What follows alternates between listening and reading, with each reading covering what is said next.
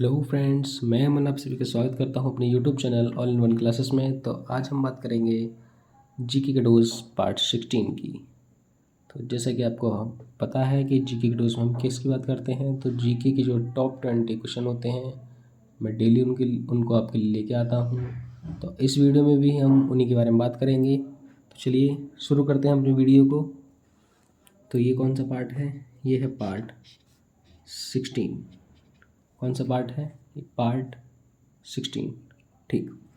तो पहला क्वेश्चन है, विधि के प्रश्न पर भारतीय सर्वोच्च न्यायालय से परामर्श लेने का अधिकार किसको है? तो विधि होता है यानी कानून। कानून के प्रश्न पर भारतीय सर्वोच्च न्यायालय से परामर्श लेने का जो अधिकार है वो है आपके राष्ट्रपति जी को। किसे? आपके राष्ट्रपति जी को। नेक्स्ट क्वेश्चन है, मुर्गियों की सबसे भयंकर बीमारी क्या कहलाती है? तो जो मुर्गियां होती हैं उनकी जो सबसे भयंकर बीमारी होती है उसको हम बोलते हैं रानी खेत। क्या बोलते हैं?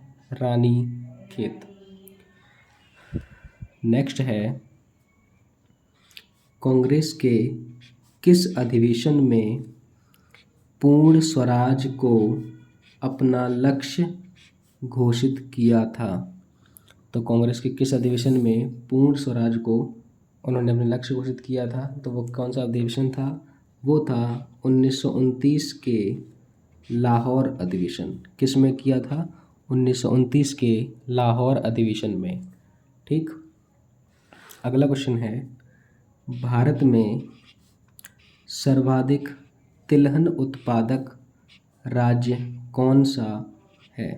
तो भारत में सर्वाधिक तिलहन उत्पादक राज्य है मध्य प्रदेश। कौन सा? मध्य प्रदेश। आरबीआई द्वारा इडबी को कब एक अनुसूचित बैंक बना दिया गया?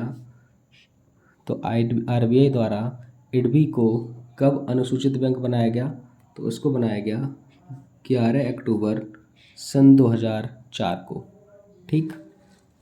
अगला है, सुप्रीम पीपुल्स कोर्ट किस देश का उच्चतम न्यायालय है?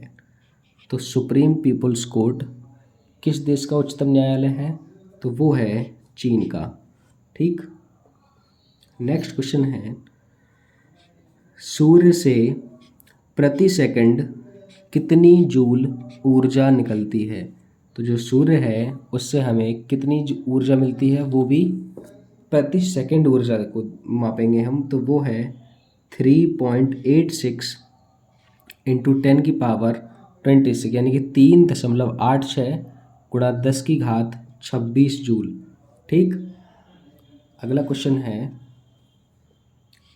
उच्च न्यायालय के मुख्य न्यायाधीशों की नियुक्ति कौन करता है?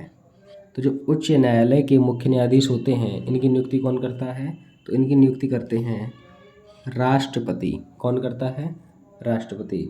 अगला है, रामायण, महाभारत और मनुस्मृति की रचना किस काल में हुई? तो इन सभी की रचना किस काल में हुई थी? इन सभी की रचना हुई थी शुंग काल में। किस काल में? शुंग काल में। ठीक। नेक्स्ट क्वेश्चन देखेंगे हम।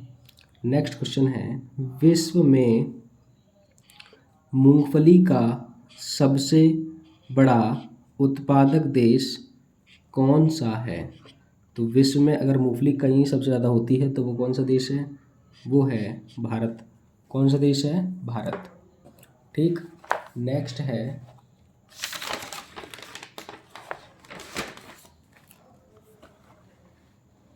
नेक्स्ट क्वेश्चन देखेंगे हम। नेक्स्ट है, चावल के लिए कौन सी शैवाल का जैव उर्वरक का प्रयोग लाभकारी होता है? तो चावल के लिए कौन सी शैवाल का जैव उर्वरक लाभकारी होता है? तो वो है नील हरित शैवाल। कौन सी शैवाल? नील हरित शैवाल। अगला है शुंग वंश के देवभूति की हत्या कर किसने कण्व वंश की स्थापना की? तो जो शुंग वंश के देवभूति थे, अंतिम राजा थे, तो उनकी हत्या करके किसने कण्व वंश की स्थापना की? तो वो थे राजा वासुदेव। कौन थे? राजा वासुदेव। फिर है कोसोवो ने अपनी स्वतंत्रता की घोषणा किस देश से की? तो जो कोसोवो था, जो कोसोवो एक देश है, उसने अपनी स्वतंत्रता किस देश से घोषित की थी? तो उसने अपनी स्वतंत्रता घोषित की थी सर्बिया से। कहाँ से घोषित की? सर्बिया से। ठीक। नेक्स्ट क्वेश्चन देखेंगे। जीवित शरीर में कोशिका तथा ऊतक के मरने को क्या कहते हैं? जब किसी जीवित शरीर में कोई कोशिका या कोई टिश्यू या सेल जब मृत हो जाती है तो उसे क्या कहते हैं? उसे कहते हैं नेक्रोसिस। क्या कहते हैं? नेक्रोसिस। नेक्स्ट है विश्व की सबसे ऊंची नौकागम्य झील कौन सी है? नौकागम्य का मतलब होता है जहाँ पे आप नाव चला सकते हैं। ठीक है, तो इस तरीके की सबसे ऊंची झील कौन सी है? तो ये है टिटिकाका झील। कौन सी झील? टिटिकाका झील। फिर है किसने संविधान को पवित्र दस्तावेज कहा था?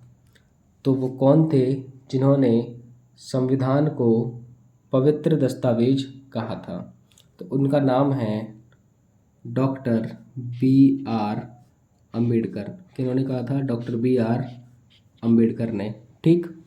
अगला है सर्वोच्च न्यायालय का उद्घाटन कब हुआ था? तो जो भारत का सर्वोच्च न्यायालय है कहाँ पे है? दिल्ली में। तो उसका उद्घाटन जो है वो कब किया गया था? वो किया गया था आपका 28 जनवरी 1950 को। कब किया गया था? 28 जनवरी 1950 को।